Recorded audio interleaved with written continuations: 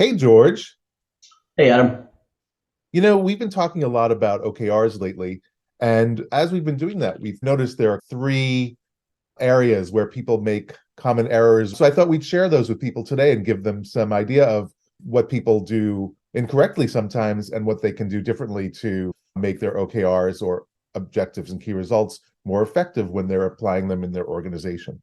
So the first one that we think is a really important place that people make common mistakes is misusing or poor use of their OKRs.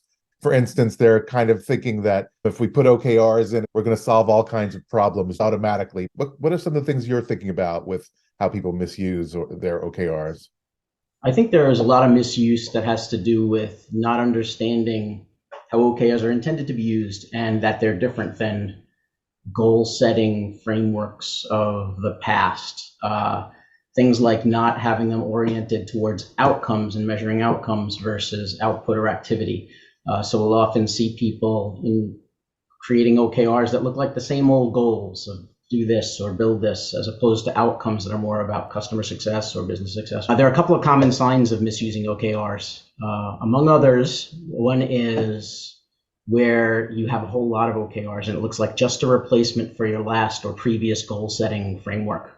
Everything that used to be a goal is now an OKR and it's not really doing anything different. Too many goals Just that replace one kind of goal setting tool with OKRs without really changing the way they've written them or done them or even link them to the work they're doing.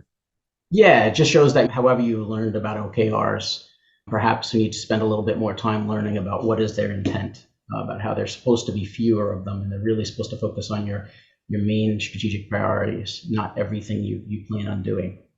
Yeah, and I think that's really important, especially with the outcome orientation of these things, that we really have to start thinking, is this something that's going to be helpful to achieve this result? I think another way that people have been kind of misapplying OKRs is using them to track individual achievement, using OKRs for personal goals as opposed to organizational goals. That becomes a problem because there are things OKRs aren't meant to be, hey, are you doing your job well? It's really meant to be, are we building or providing the right features, functions, and services to achieve some bigger business objective? Yeah, OKRs definitely are more about prioritization for impact and maximizing outcomes that we have, not about tracking of individuals and cracking the whip. So look out for that when it seems like your OKRs have been implemented in a way that it's more about putting the microscope on individuals and their activities, then it's probably not being done as intended. Yeah, and I think that a lot of people also they're looking at OKRs as kind of a checklist. Did we do this? Did we do this? And the intent isn't, hey, did we complete this thing? It's, are we achieving this impact? It's not meant to be that, hey, done, done. That's really an output kind of viewpoint. That's a great one too. As you're accomplishing, as you're measuring your key results and you're progressing, constant examination of have we come closer to this objective or not. That's what it's all about, as opposed to check every one of these results that we plan to get. One other one that we see with the misuse of OKRs is that we talk about setting some stretch goals with OKRs, and stretch goals are kind of a double-edged sword because we want them to motivate people. Hey, we definitely want to do this thing, but maybe if we have the ability or the time, we think we can do something else. And a lot of people make these stretch goals into really impossible tasks and impossible outcomes and things that we really can't achieve. And that actually has the effect of demotivating people because they see this goal that is so impossible to achieve that it becomes more of a negative than a positive. So that's really important too. The stretch goal isn't meant to be this far-fetched thing. It's just a little bit further than we were hoping to do. Yeah, I completely agree. You set them too aspirationally and they wind up being unrealistic and people don't believe them. One thing that I love about stretch goals is that they encourage the directional nature of OKRs, meaning that we should be moving towards our objective, not necessarily achieving it exactly. So that I think that's those two go hand in hand when you do the stretch goals well. Yeah, I think that's really important to note that OKRs aren't really meant to be the solutions we're trying to achieve. It's really the outcomes we're trying to achieve. And you can achieve these outcomes without necessarily the solution you had intended in the first place. I mean, that might change, Absolutely. and that really Absolutely. makes it flexible. So that's a great Probably thing. the most important thing about outcome orientation is the how you get there. Let's lean on our people who know best to figure out how we get there and to try different things, because not everything's going to be known by whoever's setting your OKRs. And that leads into the next area where we talk about organizational change management, making sure that the OKRs are aligned with the actual goals that we're trying to achieve, the day-to-day work. And we don't have to come up with brand new processes necessarily. What we're really trying to do is making sure that the goals that we're trying to achieve are tangible. They're tangible to the people that are actually doing the work, so that as we're doing the work, we can relate what we're doing to achieving those things, those outcomes. To me, the change management is even bigger than the misuse problem. When I refer to lack of change management, it's because we've installed these OKRs and we haven't looked at the organization around it and said, what needs to change in order for this new thing to persist or to become sticky? You certainly have other kinds of progress, goal setting, and other kinds of processes in there. Where you haven't looked at those and determined how do these OKRs impact that or offset part of it, or how do they change existing processes, well, then they're not going to be treated very seriously, and you'll probably be adding a whole lot of overhead. Eventually, your change effort around introducing OKRs or better strategic execution is going to run out of energy, because it'll be fighting against all that stuff and just be extra overhead. So from the beginning, understanding how OKRs impact existing processes and structures and reporting and things like that, super important. Yeah, this is not meant to be more work, right? It's made to be a different tool we use that is actually incorporated within the activities we already do within the process. It's not meant to be, we do this and then we add OKRs as another thing on top of it. I think that's a big deal.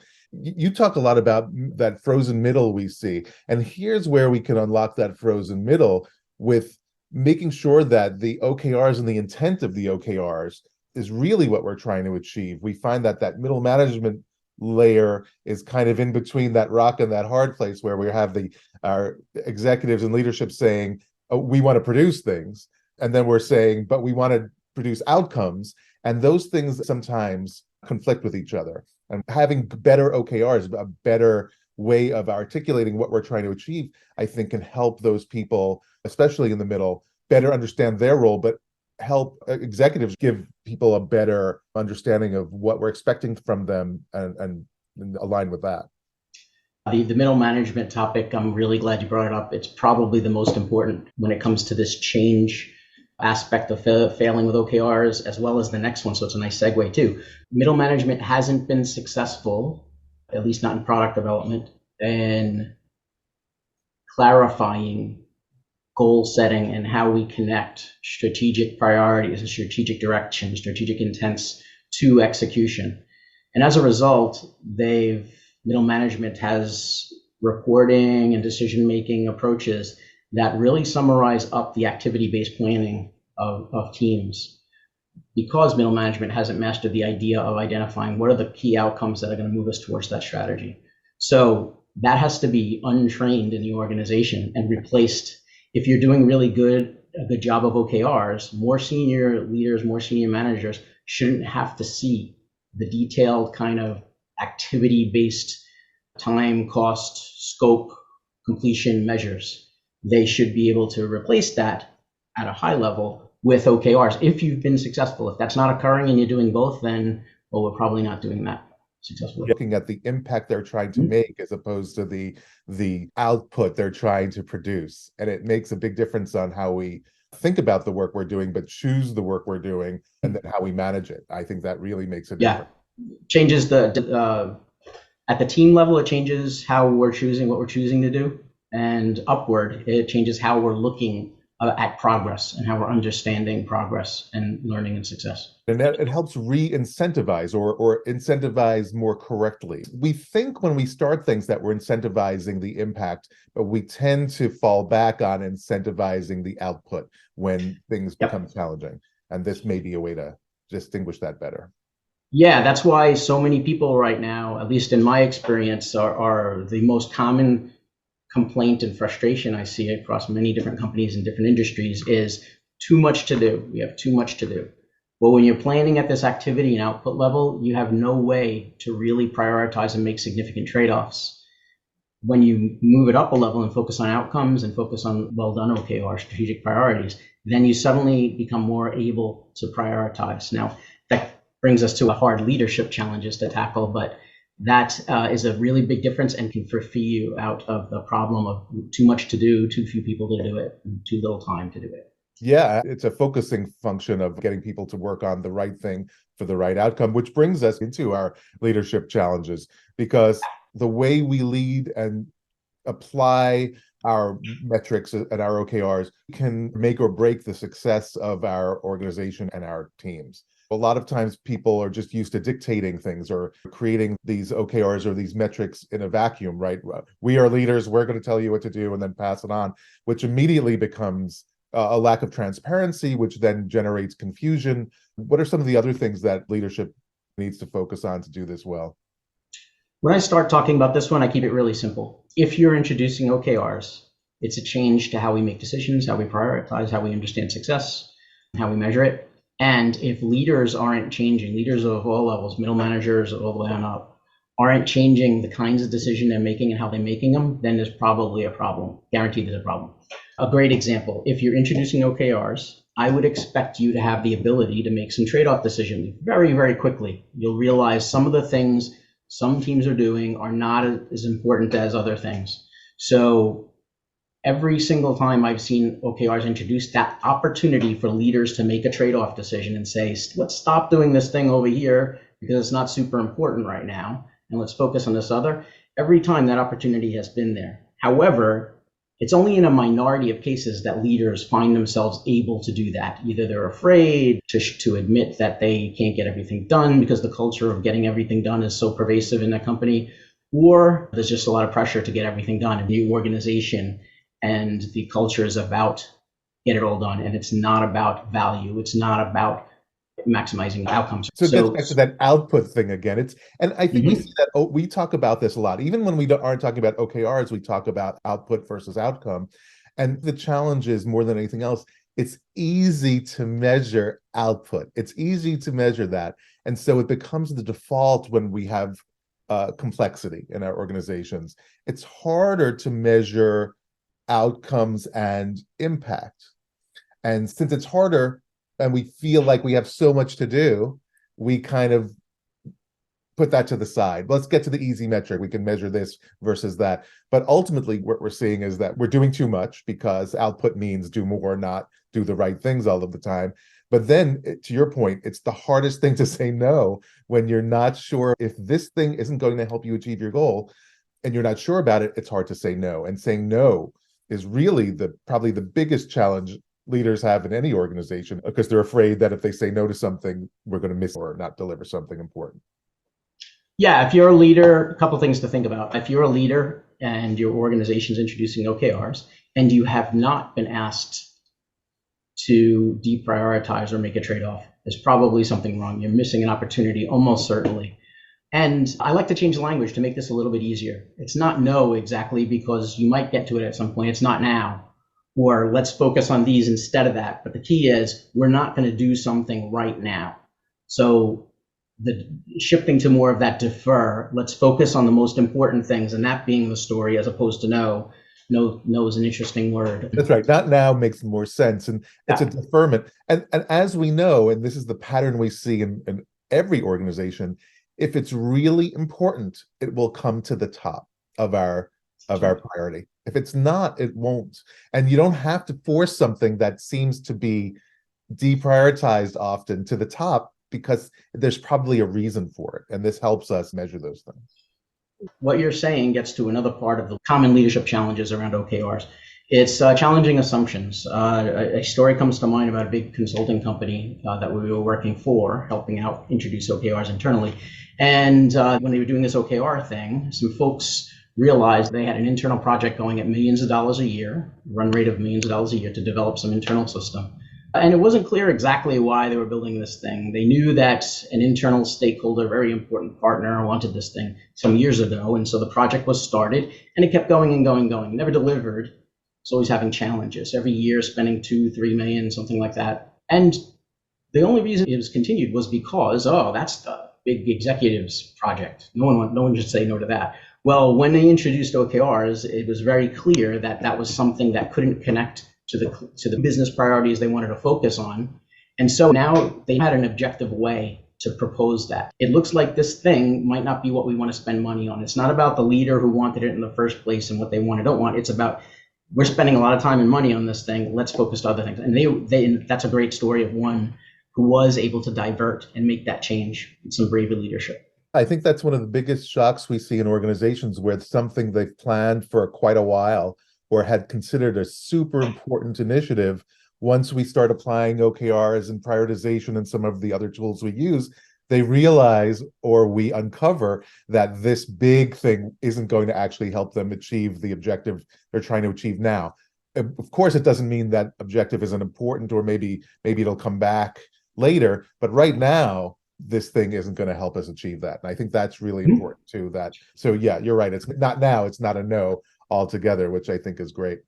So I think that summarizing what we've been talking about, misuse of OKRs or lack of change management or leadership challenges, it's really understanding that OKRs require more than just installing. You really have to apply them. You have to have change management around that. You have to have employees engaged. And when I say employees engaged, I mean people that are involved with building and delivering these things need to understand of what we're doing and why we're trying to achieve it. Leadership really needs to commit to this and be able to, as you've said, say not now, which is probably the biggest leadership challenge of all, is to say, hey, maybe the thing I want the most isn't the most important thing. I'll help someone else in my organization achieve their outcomes. And we have to be flexible. This isn't meant to be written in stone. It's meant to be in a way that we can align what we're doing. And as long as we're aligned, if we see something's not right or we see something isn't helping us achieve that goal, we can change. There's nothing that says you can't change your OKRs if they're not actually helping us achieve what we're trying to achieve. Absolutely. I think these three things, misuse, lacking change management, and not including leaders or leaders not making the change, are evidence that kind of OKRs really represent a significant change to how we make decisions and how we understand priorities and understand progress. So that's why not doing those things results in reversion of these efforts. They lose energy, they lose steam, because they wind up being the same old thing that we used to do. So those are things, hopefully people can look out for those things and at least raise the flag and recognize that they probably could use a pivot on their path. Sure, and it takes a little effort, and that's the important thing for all of the things we talk about. Is they're not instant fixes, but if applied properly, you can get some pretty obvious results quickly. It doesn't take forever. It just has to be done well, and I think that's important too. Yeah, so if you have a change team, sometimes people have OKR champions or coaches or something along these lines.